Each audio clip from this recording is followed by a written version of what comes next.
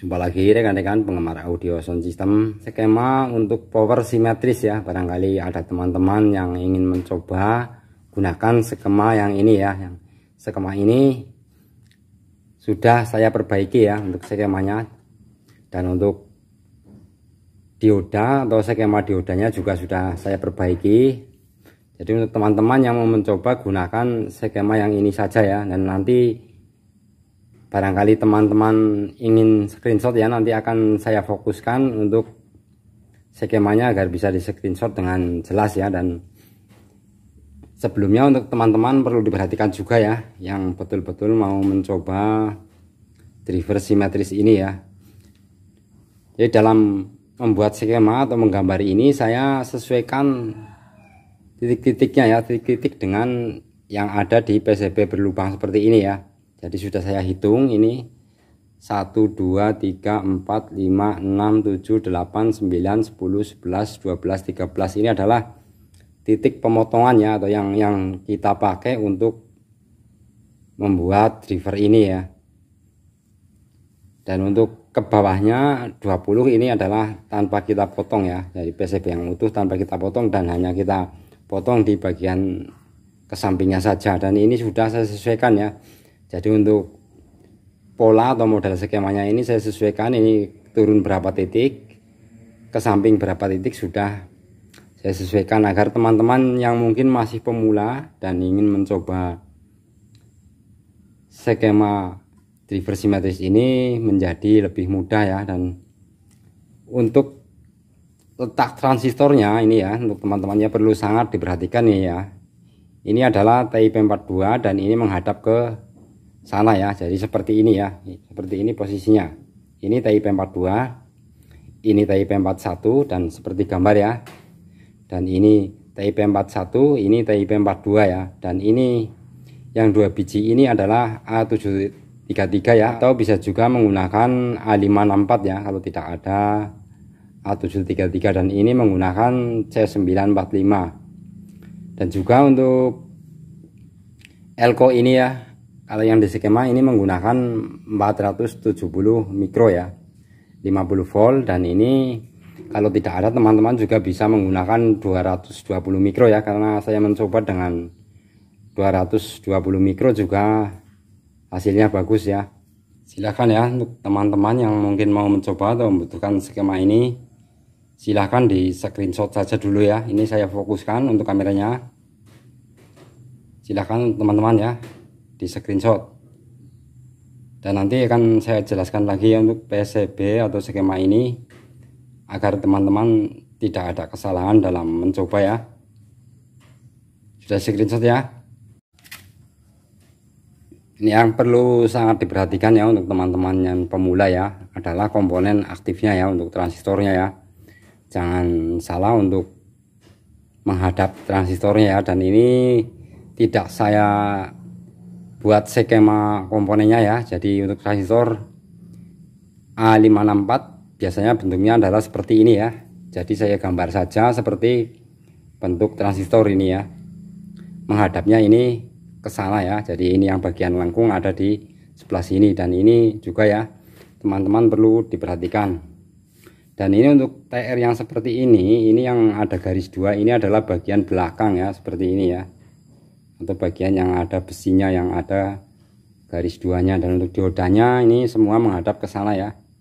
Jadi menghadap ke bagian min, bagian VCC min ya untuk diodanya. Jadi intinya yang plus dioda ini menghadap ke TIP42 yang atas ya. Kalau melihat TIP yang sini maka menghadap ke 41-nya. Dan untuk resistor ini ya, ini semua menggunakan setengah watt, hanya yang resistor 470 ohm 2 biji, dan juga yang 10 ohm menggunakan 2 watt. Dan untuk R10 ohm ini terhubung ke 100N ini ya. Ini membentuk rangkaian sobel, dan ini bisa juga untuk teman-teman pemula ya, atau teman-teman yang mau mencoba ini dibuat di luar PCB juga bisa ya. Jadi ditambahkan di out speaker saja juga bisa untuk rangkaian sobelnya. Dan ini ya perlu teman-teman atau adik pemula perhatikan juga ya, ini untuk gambar yang seperti ini artinya adalah melewati ya. Jadi ini tidak terhubung dengan yang turun ini ya. Jadi ini melewati ya. Yang ada lakukan ini melewati seperti ini juga ya. Dan ini untuk out loudspeaker ya, atau bagian ini adalah yang tersambung ke resistor kapur ya, yang biasa ada di TR final. Dan ini untuk VCC min, ini untuk plusnya, ini untuk B plus, dan ini untuk B min ya. Dan bagian titik-titik ini ya, yang saya kasih titik-titik ini dari kaki TR TIP42 yang ini ya, ini ada titik-titik ya yang menyambung ke kaki tengah TR C945. Ini disambungkan ya, disambungkan dengan kabel ya, atau saya buat seperti ini ya, karena untuk membuat jalur dari belakang ini sulit, jadi saya jumper saja dari atas ya. Dan untuk teman-teman pemula ya yang mau mencoba, untuk PCB nya sebaiknya ukurannya disamakan ya, biar teman-teman nanti lebih mudah, karena ini untuk skema sudah saya sesuaikan. Dan nanti jika teman-teman sudah berhasil, bisa saja ya, kalau mungkin untuk ukurannya mau diperkecil silahkan saja ya. Dan mungkin ada teman-teman juga yang bertanya ya, untuk driver ini mampu disuplai berapa volt ya. Untuk yang biasa saya gunakan ini adalah di 32 VAC ya, dan saya belum mencoba di 45, tapi dengan melihat transistornya kemungkinan ini mampu di 45, tapi untuk saya sendiri belum mencoba ya, karena kebetulan yang ada di box ini untuk elko nya juga hanya 50 volt DC, jadi saya tidak berani mencoba untuk di 45 VAC ya. Dan untuk driver ini menurut saya sangat mudah dibuat ya, asal komponen-komponen aktifnya semua benar, dan untuk resistornya juga tidak ada yang salah pasang ya. Kemungkinan untuk bias dan DCO ini akan normal ya, jadi teman-teman tidak usah berpikir untuk bagaimana cara mengeset DCO, cara mengeset bias agar imbang dengan sendirinya. Jika komponen yang kita gunakan adalah benar, maka untuk bias dan DCO nya akan standar ya, atau sudah di set seperti ini oleh si perancangnya ya. Dan untuk DCO nya juga cukup rendah. Untuk power ini kemarin saya coba tes ya, dan untuk biasnya juga cukup imbang. Jadi teman-teman tidak usah khawatir ya, kalau misalkan untuk teman-teman atau rekan-rekan mencoba tapi biasnya terlalu pincang jauh ya, atau mungkin mendekati VCC, atau bahkan mungkin untuk DCO nya juga sangat tinggi, itu kemungkinan adalah ada yang belum benar ya. Bisa jadi untuk TR yang kecil-kecil ini bermasalah ya, atau mungkin yang lain pemasangannya terbalik, atau bisa juga ada komponen yang sudah tidak baik ya. Jadi teman-teman perhatikan itu saja ya, tidak perlu berpikir untuk menambahkan FR bias atau FR DCO, tidak perlu seperti itu ya. Cukup perhatikan komponen-komponen saja, gunakan komponen yang memang betul-betul bisa digunakan ya, atau komponen yang baik-baik saja. Dan mungkin ada juga yang bertanya apa power ini juga bisa di TEF ya. Kalau menurut saya sih, kalau memang kita bisa saja ya, tapi untuk saya sendiri tidak berpikir untuk melakukan TEF terhadap driver ini ya, karena untuk TEF itu sendiri tidak menambah watt dari power amplifier ya, dan bahkan kalau kita perhitungannya kurang tepat bisa juga menyebabkan klip sebelum waktunya. Jadi power bisa saja mengeluarkan DC clipping sebelum waktunya. Selanjutnya ini ya, untuk komponen keramiknya. Untuk komponen ini menggunakan 100 PF ya. Ini untuk keramik ada 2 biji ya, ini 1 biji, ini 1 biji. Dan untuk resistor yang terhubung ke loudspeaker ya, atau outnya ini yang terhubung ke resistor yang ada di TR final ya, ini menggunakan 33 kilo ya. Dan ini juga 33 kilo, ini 33 kilo. Dan ini untuk inputnya ya, menggunakan 100N. Ini untuk bagian input, dan ini dari bagian input di jumper ke ground menggunakan 47 kilo. Dan untuk elko resonansinya ini menggunakan 47 mikrofarad 50 volt. Dan untuk dioda ini ya, ini adalah 3 biji dioda. Ini bisa gunakan 1N4007 atau 1N4002 ya. Ini 3 biji dioda yang tersambung secara seri ya. Dan untuk teman-teman ya yang mungkin betul-betul masih pemula, untuk pengetesan sebaiknya gunakan di volt rendah saja dulu ya, misalkan di 25 VAC atau di 18 VAC ya, juga bisa. Untuk power ini menurut saya di tegangan rendah juga sudah bisa bekerja dengan baik ya.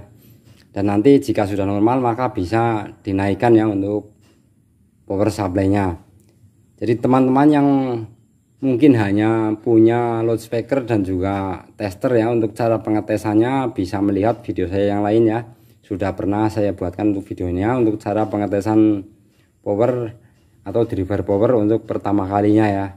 Dan hanya modal loudspeaker, tapi kita bisa mendeteksi secara dini ya jika terjadi masalah atau power kita yang kita rakit bermasalah, kita akan secara cepat bisa mendeteksinya.